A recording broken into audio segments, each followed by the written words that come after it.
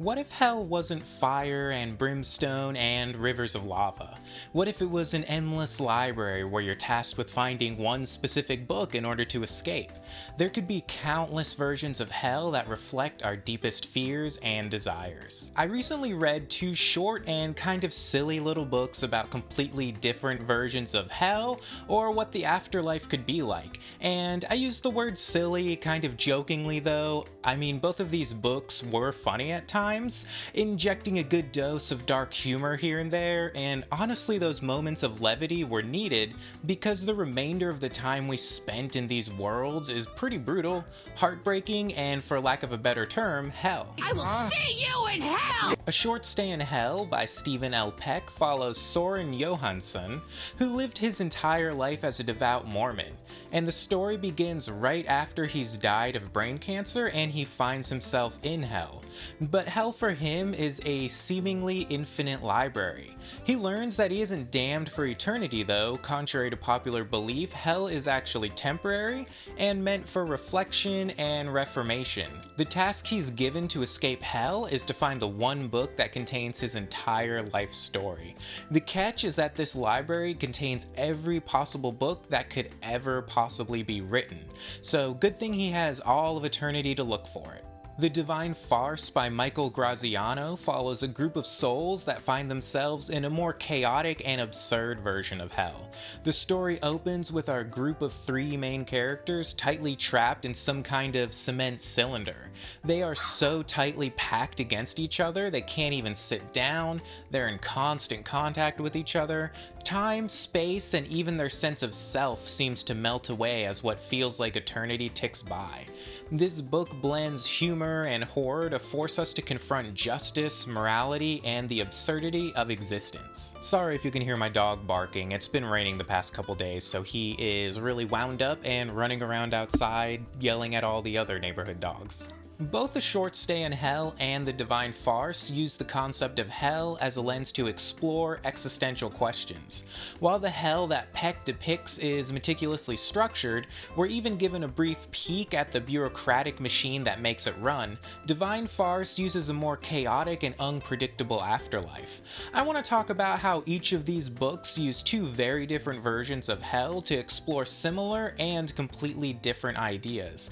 And I'll try not to go too heavy into spoilers for either story, but I'll probably have to reveal some things here and there to paint the full picture.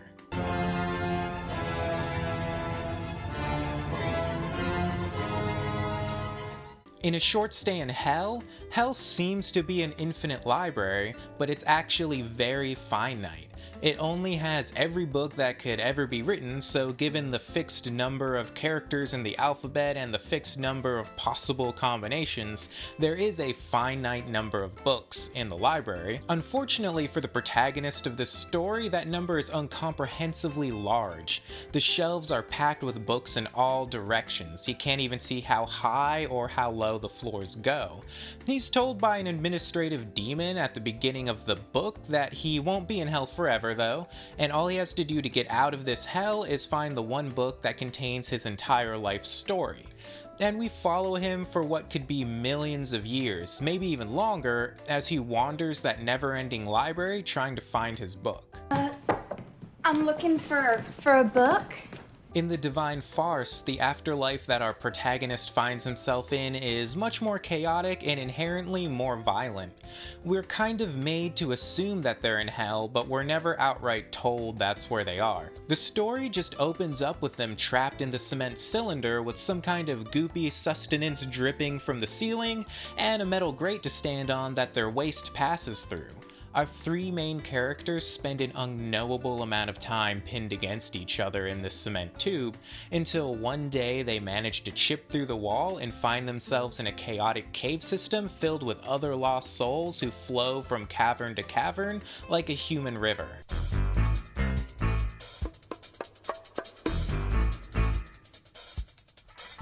Both of these books have some very interesting takes on punishment, eternity, and human purpose. In A Short Stay in Hell, the hell our protagonist is sent to isn't explicitly punitive, at least in a traditional sense. There isn't any brutal physical torture, but the psychological torment is immense. The punishment and despair comes from the futility of having to find a single book in a library that may as well be infinite.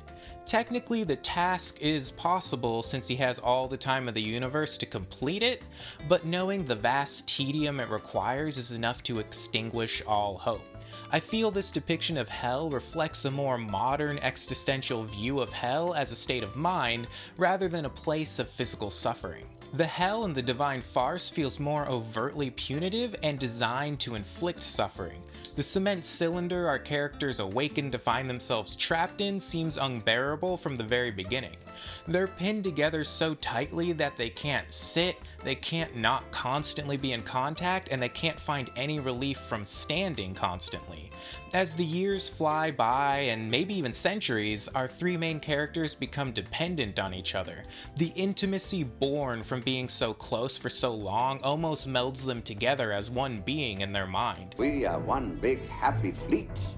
And just as they've found solace in this, they're suddenly thrown into a wide open space with possibly millions of other people. People who are scared, confused, hungry, violent, and hopeless. The hell in the Divine Farce reflects a more traditional or nihilistic view of hell. It's a place of random and absurd physical suffering with no explanation or reason why.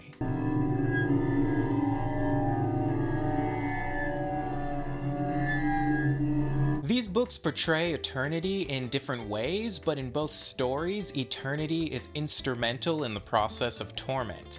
In A Short Stay in Hell, the concept of eternity is deeply tied to how humans experience time.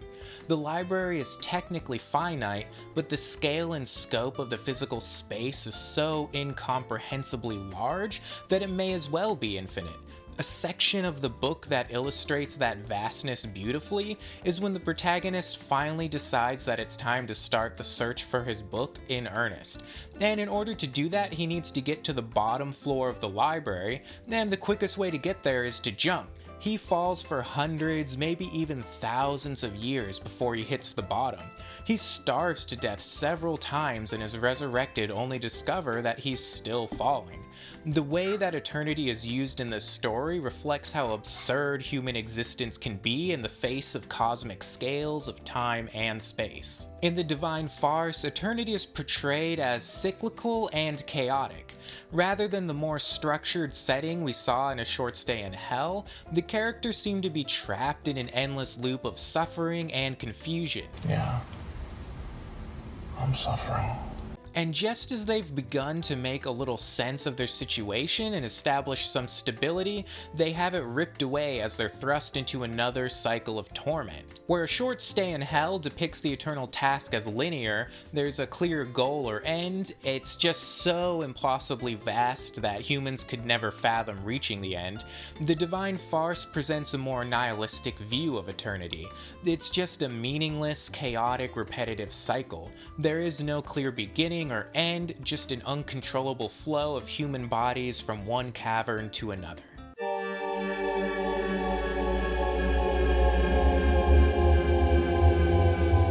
Both books grapple with the search for meaning, but they arrive at different conclusions. A Short Stay in Hell suggests that meaning is elusive and maybe it's impossible to find because we exist in a universe that's indifferent and may have a meaning beyond comprehension.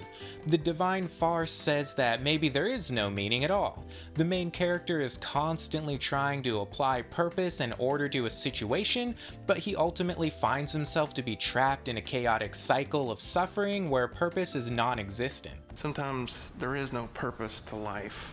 Faced with these very different depictions of hell, suffering, and eternity, our protagonists find themselves on almost opposite sides of the existential spectrum. In A Short Stay in Hell, the protagonist eventually feels the enormity of his task and falls into despair and resignation. Even though finding his book is technically possible, it is essentially a futile effort. but even in the face of futility, he continues his search. This speaks to the stubborn human drive to find and create meaning even where none may exist. In the divine farce, the characters are forced to confront their situation in a more immediate and visceral way. They experience fear, despair, and resignation, but their actions suggest a desperate, almost instinctual drive to survive and escape. Chipping through the wall and not having any clear goal or explanation demonstrates an instinctual drive to survive, even though there is no reason or meaning, only chaos and suffering.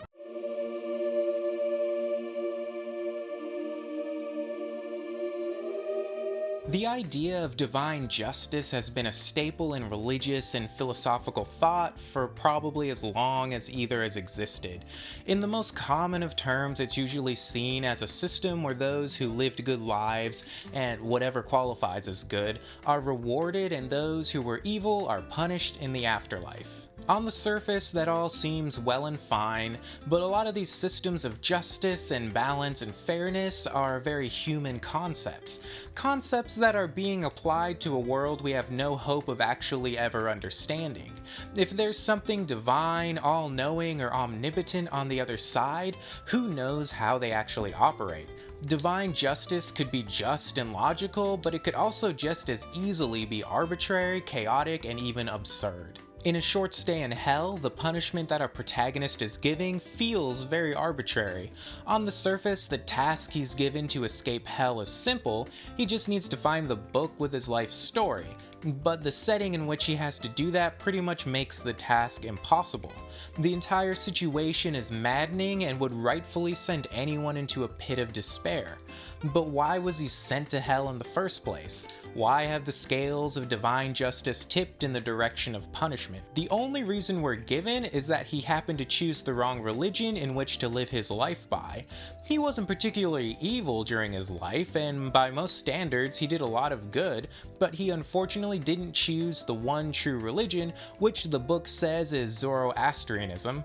Because of this seemingly insignificant wrong choice, the powers that be arbitrarily decided to damn him with a task that is technically possible, but so soul-crushing because of how unlikely it is to ever be completed. In the divine farce, we're presented with a system of justice and punishment that is chaotic and nonsensical. Right from the beginning, the characters are trapped in a nightmarish scenario of being squeezed together in a cement tube. They're given no explanation of how they got there, or even why they're there, or even why the three of them were chosen to be stuck together. The sheer number of unknown elements are maddening enough on their own. When they manage to escape the cement cylinder into the cave system, the chaos just gets cranked even higher. With no explanation or rhyme or reason for their suffering, even using the term divine justice seems like a cruel joke. If they're being punished without even knowing what the punishment is for, then is there even a point to it? Do either of these systems of punishment and reward reflect a deeper moral logic, or are they simply random, chaotic, and absurd? The ambiguity around the protagonist's sins in A Short Stay in Hell suggests that the system may be arbitrary and that divine justice lacks any fairness or meaning. The chaotic nature and complete lack of explanation in the divine farce suggests that divine justice is deeply flawed or outright malevolent, if it even exists at all.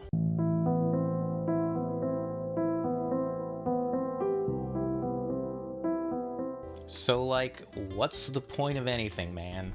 I think the books and stories that leave you asking questions are tales that have really done their job.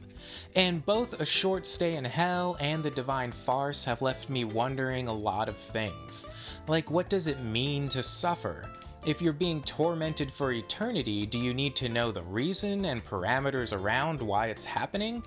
And if you're given no context and are just doomed to spend eternity in pain, after enough time goes by, then does it cease to be punishment? Because at a certain point, it just becomes existence. If there is an afterlife, and part of that afterlife involves some kind of divine justice or judgment, then what are the rules that determine the punishment? Will the deciders be indifferent, arbitrary in their choices, or simply chaotic? The grand design may be so far outside of our understanding that none of it may not even matter at all.